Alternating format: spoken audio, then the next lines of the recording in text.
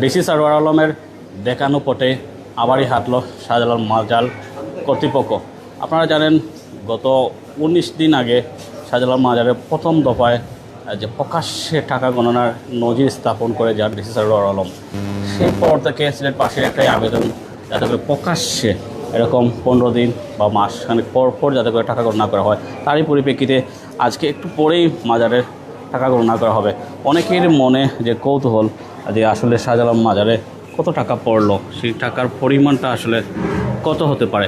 আমরা যদি বলে থাকি গত যখন ডিসি সারোয়ার আলম যখন টাকা গণনা করেছিলেন সেটা প্রায় 4 দিনে ছিল 17,65,000 টাকা। যেহেতু আজকে 19 দিন হতে চলছে, সেই টাকা অনেকাংশেই বেশি হবে। তবে আমরা আসলে প্রেডিক্ট করতে পারতেছি না সেটা পরিমাণ হবে। অনেকেই অনলাইনে বলতেছে যে টাকার পাহাড় হয়ে গেছে। আসলে বাস্তবে টাকার কোনো পাহাড় নেই। একটা অংশে টাকার পরিমাণ বেশি, অন্যটা অংশে একদমই কম।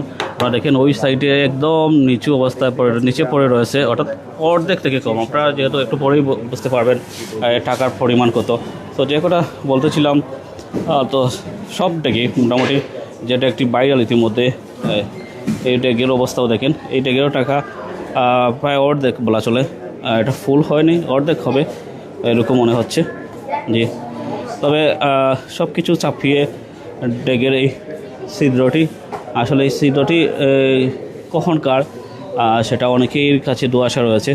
যাই হোক, একটু পরেই যেহেতু গণনা করা হবে শাহজালাল রহমতুল্লাহের মাজারের টাকা, তো এই টাকা সবার সামনেই আসলে উন্মুক্ত করা হবে। মিডিয়া থাকবে, প্রশাসনের লোক থাকবে, শাহজালাল মাজারের যে স্বচ্ছতা বিষয়ে যে কমিটি গঠন করা হয়েছে তারা সবাই উপস্থিত থাকবেন এবং সব মিলিয়ে একটা ভালো অবস্থা। আমরা একটু দেখাই আসলে সবাই টাকা আছে। আসলে আজকে তো মাজারে টাকা গণনা হবে, তো কত টাকা হতে পারে কোনো ধারণা আছে? হ্যাঁ, আমি সিলেটের কানাইঘাট উপজেলা থেকে এসেছি। আসছি সিলেটে শাহজালাল মাজারে টাকা গণনা দেখার জন্য। গত কয়েকদিন আগে সম্ভবত 4 দিনের টাকা গণনা হয়েছিল 17.5 লাখ। সেই জন্য আমি কানাইঘাট থেকে এসেছি সেই টাকাগুলো দেখার জন্য, কত টাকা হয় সেই আশা নিয়ে এখানে এসেছি।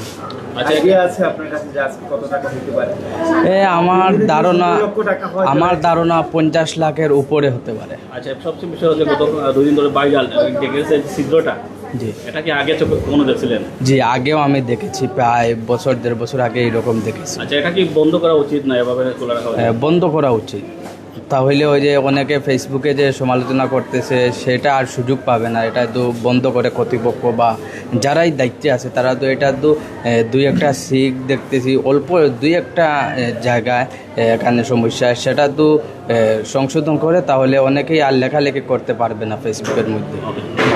আমরা আরেকটি ডেক দেখাই, সিলগালা অবস্থায় রয়েছে যেটা একটি সেই ডেকের টাকার অংশ যদি আমরা বলে দেখি অর্ধেকের চেয়ে কম। এটা অর্ধেকের চেয়ে অবশ্যই কম হবে। দেখেন প্রথমে অংশটা একটু বেশি হয়ে যায় সেইটা 5 টাকার ডালে, আর সেই অংশে টাকার পরিমাণ কম থাকে যেহেতু ডাউন হয়ে যায়।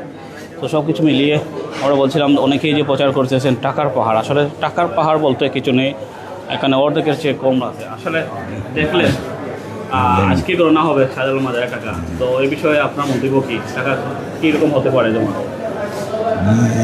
এইটা তো আইডিয়া করা যাচ্ছে না। আচ্ছা, এই যে টাকা উঠবে সেগুলো কোথায় খরচ করা উচিত আপনার কাছে মনে হয়? ওই তো গরিব দুস্থ মানুষের।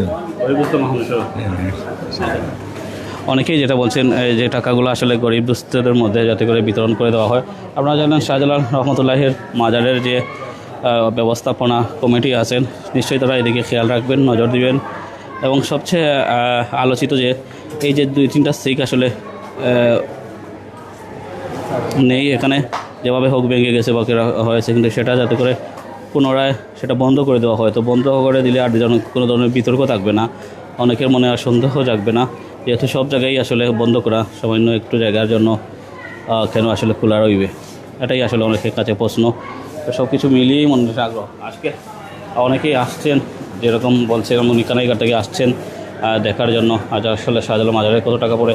সবচেয়ে বিশাল ডেকটি আবার দেখাই, সেখানে এই অংশে অর্থাৎ যেখানে মানুষ টাকা ডালে সেখানে একটু বেশি পাহাড়ের মতো দেখা যায়, কিন্তু শেষ অংশ অর্থাৎ কর্নার যে সাইডে মানুষ খুব যায় না বা টাকা দিতে একটু কর্নারে পড়ে যায়, সেখানে টাকার অংশ একটু কম।